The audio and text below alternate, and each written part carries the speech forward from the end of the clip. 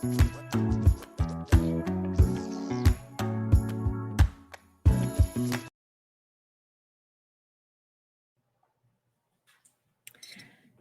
hello, hello. Happy Thursday. It is just me today because Natascha has been without power for 48 hours and I'm a little late because I wasn't even sure if I could get on. I don't know what was happening before, but here I am and it is January 9th, 2025. Welcome to the live broadcast of the Harness the Power of Planning podcast.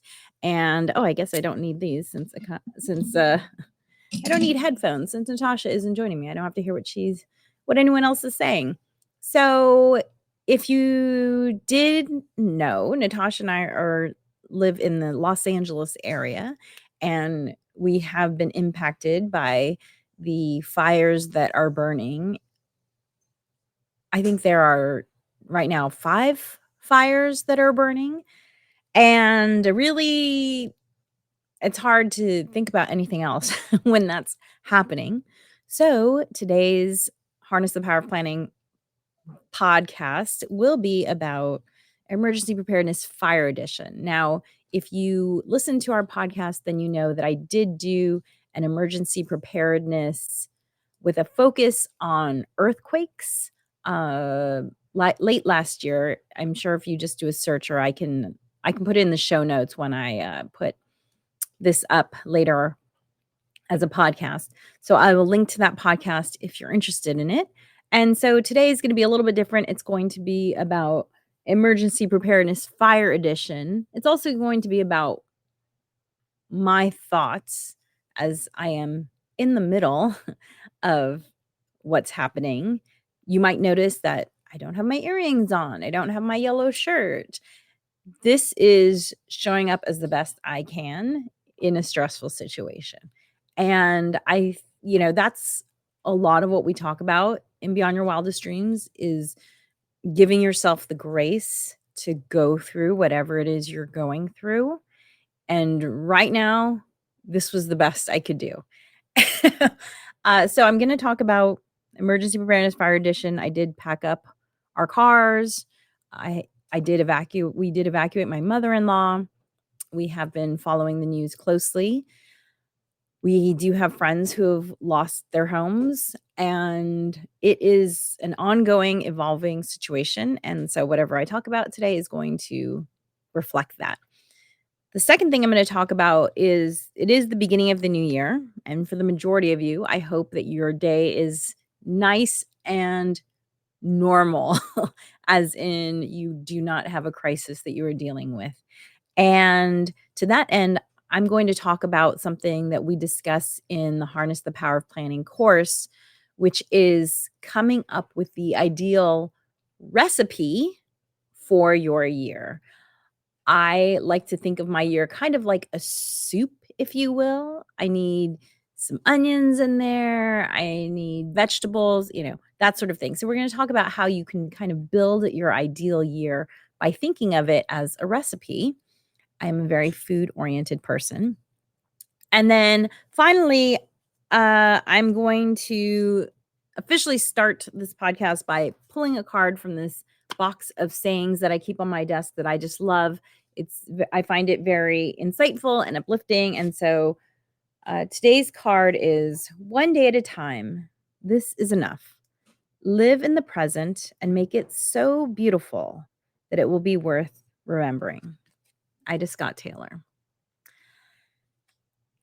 Yes, it's hard to think about how to make today beautiful, but I did want to show up because, so much of what we talk about at BYWD is about how to show up as your best self, no matter what else is going on around you.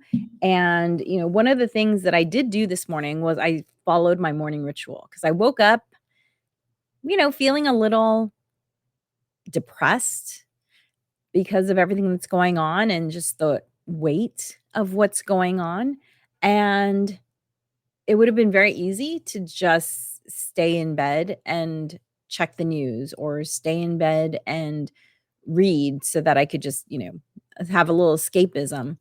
But my morning ritual is what really keeps me grounded. And this is one of our 4 workbooks. You see, they're all short. They're all designed to be gone through in about an hour or less. And this is all about, it's called Rock Your Morning, 3 simple steps to take control of your morning. I used to feel like my morning was a train heading towards me full speed, and I just had to like figure out how to survive the impact. And when I came up with a morning ritual, all of that shifted. And so today, even more important on a day like today, when there are crises all around you, it was very important for me to follow my morning ritual, because my morning ritual just helps me feel grounded. It helps me feel like I'm taken care of. There's actually brain science behind the benefits of any kind of touch. So self-touching, putting things on my face is actually a way of, self-soothing. And so I knew immediately I was going to just go straight into my morning ritual. I have my warm lemon water. I did my dry brushing. I put everything away in the dish rack. Putting things away in your dish rack, Allegra, that's part of your morning ritual. Yes, it is, because I love the calm of how my kitchen looks when everything is put away. It doesn't last long, but for that moment, I get to take my morning supplements, sip my lemon water, and just kind of like, oh, it's clean in here. What a nice feeling. So I guess that would be one of the things that I would say to you, is that if you are in the middle of a crisis, remember to take care of yourself, because no one can take care of you except you. And you're not thinking clearly if you're not taken care of, if you're not hydrated, if you're not fed. So we always go back to self-care. Self-care is healthcare. And so that was what I did this morning as we are in the midst of this. The other thing I did was I did check all of the apps. I am on the Citizen app. I'm on the Watch Duty app, which apparently I was told is the app that firefighters use.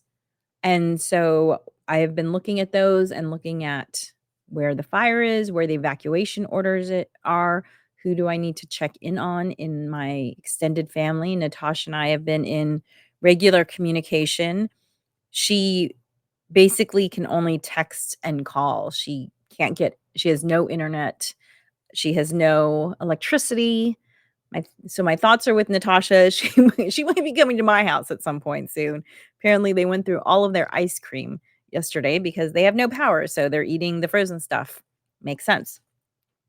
So, in this emergency preparedness fire edition, what I want to say is something that I have been noticing from people who are going through this right now, is people waiting to get the evacuation order before they leave their homes, or even waiting to get the evacuation order before they start packing up.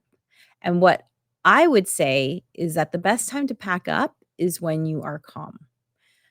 The evacuation order was nowhere near us. It was at least 12 miles away from us when I started packing up my house. And actually, about, I don't know, 10 years ago, there was a fire that was about 20 miles away from us. But again, high winds are very uncertain.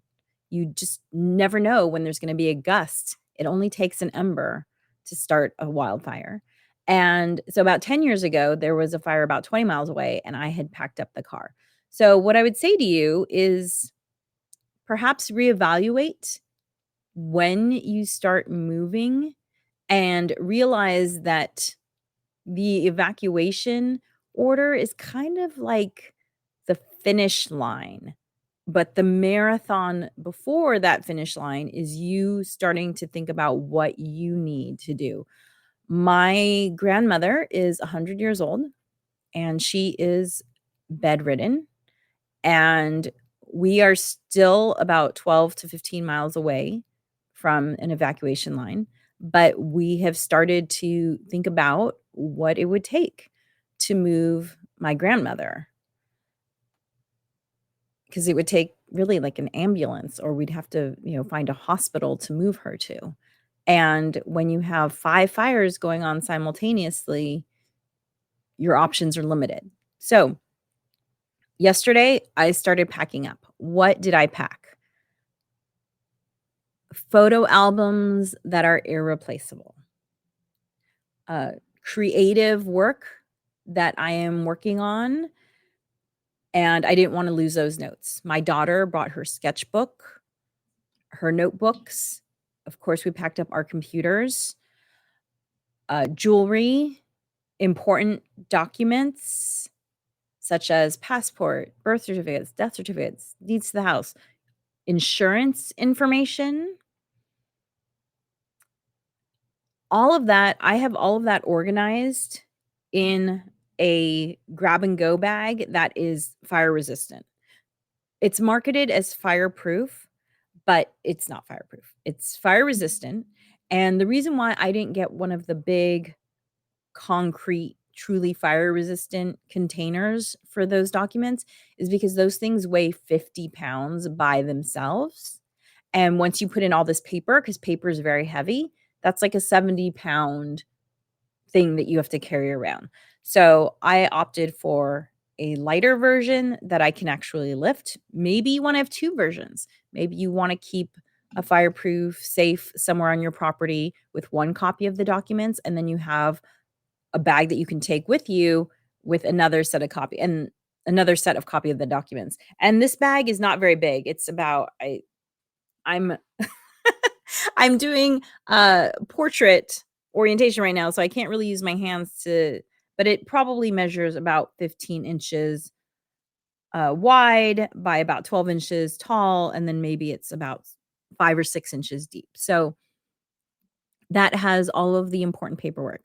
Also, of course, prescription drugs, um, glasses or contact lenses if you wear them, and then the solutions to go with them. If you have pets, pet food, clothing, warm clothing.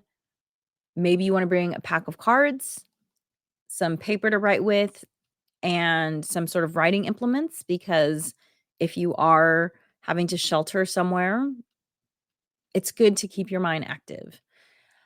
Um, the other thing too is that I did pack food and water, because if you're going somewhere, you don't wanna show up and not have something to drink and eat. So I would say about 3 days supply of food if you can, and it doesn't have to be refrigerated food. It can be rice and beans and lentils and dry cereal, that sort of thing, which travels really well. It can also be, produce that doesn't need to be refrigerated, like fruits, and nuts. So we packed everything in 2 rolling duffel bags that are quite large. They're kind of too big for luggage, but they're great for emergency preparedness, and they have handles and rollers, so if you have to roll them. And I also put in a tent and 3 sleeping bags in there in case, again, we're having to shelter somewhere, don't wanna have to rely on available bedding. We packed that up as well.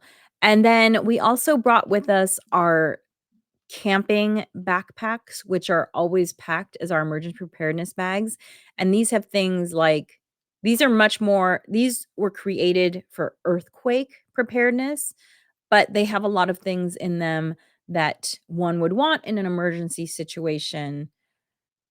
Perhaps not if you're sheltering with friends or even at a physical shelter, but, worst case scenario, you're sheltering in a park. So things like water purification tablets, they have, goggles and masks, which are really important in disaster situations because there's a lot of particulate in the air. No matter if it's a fire or an earthquake or a tsunami or whatever, there's dust and debris whipping around. You need to protect your eyes and your nose so that you can function. And so everything was packed up. Our car was packed up. We did unpack the car. I had to go through and actually get out like my glasses and prescription drugs and that sort of thing. However, everything is basically still packed and by the front door just in case, because at least one of the fires is still advancing kind of near us, and so it's a real situation. One other thing that we packed is a portable power station. We have this one that is showing up on the screen right now, the Jackery Power Station 1500. This is a fantastic power station. It's what we take with us camping. It is silent, it charges with solar panels, and it can run traditional household appliances. So that's one thing that I didn't know when I initially bought a power station, was that there are some that are not powerful enough to run your refrigerator. So I made sure to buy one that was powerful enough, and this one, the 1500, is powerful enough that you can just use standard household appliances. You don't have to use, like, a mini fridge or a mini stove or that sort of thing. So that's something to think about, and that's something that we pack, and this is pretty heavy. It does have its own wheelie cart that I have for it in case of an emergency, and so you might be thinking, "Wow, this sounds like a lot of stuff." It was a lot of stuff. It was basically each of us would have had a backpack, and each of us would have had a wheelie cart. So my child probably would have had the Jackery, the portable station wheelie cart, and my husband and I would have had the big duffel bag wheelie carts, but it would have been enough that we could have carried it if we did not have a car available, or if we were stuck in some sort of traffic, as many people unfortunately were. So, think about this now when you're not in a crisis situation. As I was saying to my neighbors who were surprised to see us packing up the car, I said, I believe the best time to plan for a disaster is when you're calm, because then you're not going to forget things.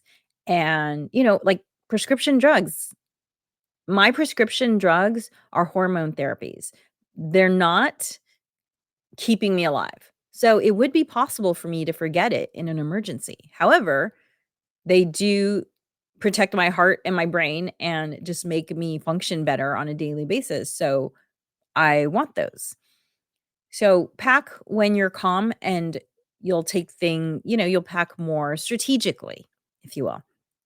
And so, I would encourage you, if you haven't thought about emergency preparedness, to do some preparation. I personally find it calming to be prepared. Preparation is just another form of planning, right? And I have found that for me, planning makes everything easier. And actually, brain science has shown that planning helps reduce anxiety and stress. And I can tell you that I felt my anxiety level go way down as soon as our car was packed up. Oh, and I just see here, I do have a QR code for an emergency preparedness document that I did put together for BYWD listeners. It probably has an earthquake focus, but definitely it's a great base document for you to use.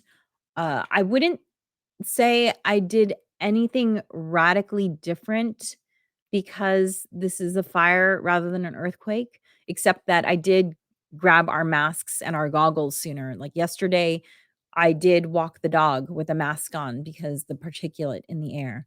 Whereas, with an earthquake, you either need the mask or you don't need the mask. With a fire, there was a little more flexibility there. Um, Ready.gov is also a really good website to go to for emergency preparedness. So check that out if you haven't done it before. And definitely download some apps that will help you stay informed about any emergency situations going on in your area. I belong to a few of them. One that is specifically with regards to earthquakes in California. And then I also have Citizen and Watch Duty, as I mentioned earlier. And, get prepared when you don't need to get prepared, because that's the best time to do it. Whew. Okay. So Part 2 of the Harness the Power of Planning podcast is talking about the year in front of you. It is the beginning of the year, and scientists have documented that humans, we get excited about what's called fresh starts. It's called the fresh start effect. And the beginning of the year is a fresh start. People often think of their birthdays as a fresh start, but honestly, any tomorrow can be a fresh start. Any day is the perfect time to work on the life that you want, whatever that is. And one way that I like to think about the new year, and happy new year to everyone wishing me a new year in the chat. Thank you. Happy new year to you too. One way that really helps me to think about, because a year, it can be challenging to think about how to plan your year because it's just a long period of time. And in BYWD, we do ask people to think about their lives, and then we kind of just like work backward from there. And then eventually we get to a year, and then we talk about, your month and then your week and your day, because we live in the day, but days add up quickly, right? There's a saying that the days crawl and the years fly. All of a sudden, 5 years have passed, and you're thinking to yourself, huh, there are things I wanted to do in these 5 years that I did not get done. Well, you probably didn't get them done because you didn't plan for it in your day or in your week, which is where we actually live. So I find that a really helpful way to think about one's year is to think about it like a recipe. So, for instance, back when I taught cooking classes, yes, I am a very food oriented person. My foundational cooking class was called Soups, Salads, and Stir Fries. And actually, you can still get this on Teachable. I should put a link to that in case you wanna take it. But the thing that's interesting to me about soups, salads, and stir fries is that they are all multi-ingredient dishes. And what do I mean by that? Well, if you think of a salad, it has greens in it, and then it'll also have some sort of protein. Maybe it's beans if you're plant-based, or eggs, or whatever protein you like, and then I would encourage you to put in some healthy fats, which would be like some nuts. What kind of nuts? Whatever nuts you like. Walnuts, pine nuts, Brazil nuts. I'm not gonna ask you to put in nuts you'd hate. Just pick the one that you like. Then you might want something sweet, so you might add some sort of berry or, raisin or that sort of thing. And then I would also say, "Hey, maybe add in, like, one other vegetable," and it could be, broccoli or cauliflower, that sort of thing. And same thing goes with a soup. You have your foundation, which is, the broth that the soup is in, and then you have the stuff that really gives it flavor, which are the aromatics like onion and garlic, and then, you build from there. So the soup, salads, and stir fry are these multi-ingredient dishes that it's very clear because you can see all the different ingredients, and, versus like a lasagna where it's harder to pick things apart. So that's why I like thinking about my year in terms of a recipe. And I do have that. This is the class I put together years ago. Soup, salads, and stir fries.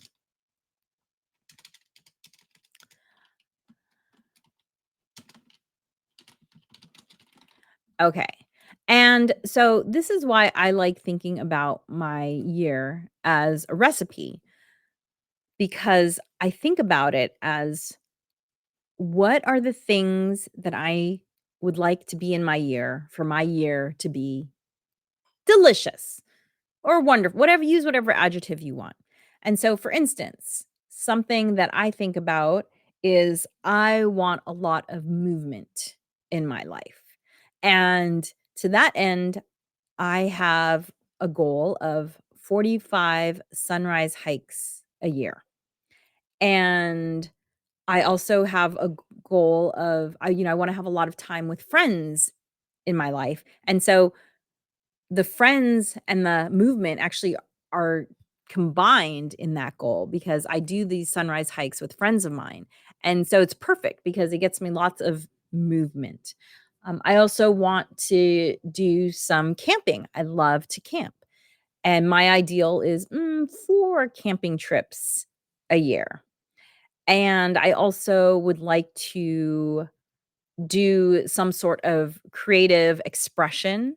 For those of you who don't know, I do stand-up comedy for fun, and so I actually have a goal of producing 3 comedy shows this year and appearing in another 4 shows that I don't produce. So, 7 stand-up comedy appearances minimum. So this is how I think about my recipe. I'd like to do one other trip besides camping trips. It will probably be a domestic trip, not international, and so I'd like to plan for that. I also would like to see my closest girlfriends.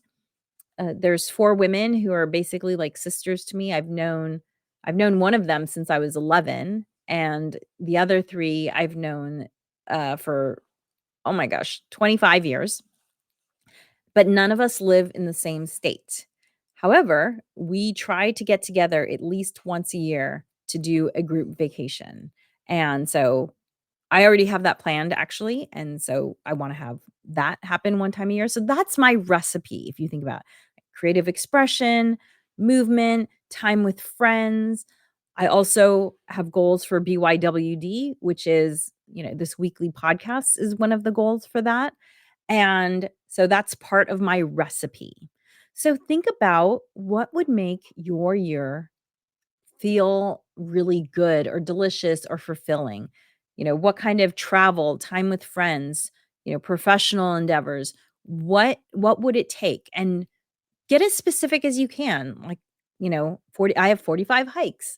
I wanna do 7 stand-up shows. I wanna do 3 to 4 camping trips. I wanna do 1 other trip. I wanna do the trip with my friends. I'm very specific about it. And then when you have your recipe, then you can actually look at your calendar, and hopefully you have a physical calendar. This is my 2025 calendar. We're huge fans of paper planners, and this is we actually have a whole episode on how to pick the perfect planner. You can check it out there. And this is the planner that I like down below in this QR code. And I'll put these all in the show notes for those listening to the Harness the Power Planning podcast. But then you can look at your calendar and think, okay, well, when can I do these things? The 45 hikes, I have 2 days a week that I reserve to do sunrise hike. I don't always hit both days, but that's the goal, and that's how it goes into my planner. Camping trips, I have a kiddo in school, so I have to plan around those dates. So you have things that you have to plan around already, commitments. And that's where having a planner is really helpful. Now you have this recipe and you think, okay, well, where can I fit in these things? My girlfriends and I, most of us have kids, and we've all figured out there's this 2-week period that seems to work really well for us. And so we've been planning our trips during that 2-week period for multiple years now because it just seems to work. So look and see, where can you fit in these events. I already have my first comedy show that I'm producing planned. It's already got a date attached to it. I'm looking at when can I fit in the other 2 dates around, these other obligations and responsibilities that I have. But until you have your recipe, it's hard to start putting any action towards things because you don't really know what you're working on. And so think about your year as a recipe and then look at your paper planner and figure out where you can fit those in. I just love to hold this up. So this is my 2024 planner. When everything's said and done, all you can see, it's a lot of life lived. It's about, for those listening to the podcast, it's about what, 8 times thicker than the original planner. Yeah, it's got a lot going on in there once everything's said and done. So that is my number 1 tip for you for how to start thinking about your year in a way to encourage the opportunity of, doing all the things that you say you wanna do. Okay, well, you've said you wanna do them, that's part 1, but now you have to actually make time to do them because, "Oh, I'll do this thing when I have time." There's no part of your planner or calendar that says, "Hey, you have time now to do that thing that you've been talking about doing." No, you have to make time for the things that you say are important to you. Thank you so much for joining me today. I hope you and yours are safe. As Ida Scott Taylor said, make today beautiful in whatever way you can. And I hope that by thinking about your perfect recipe for your year, it will help to make today a little bit more beautiful for you. Dream wild, wild dreamers.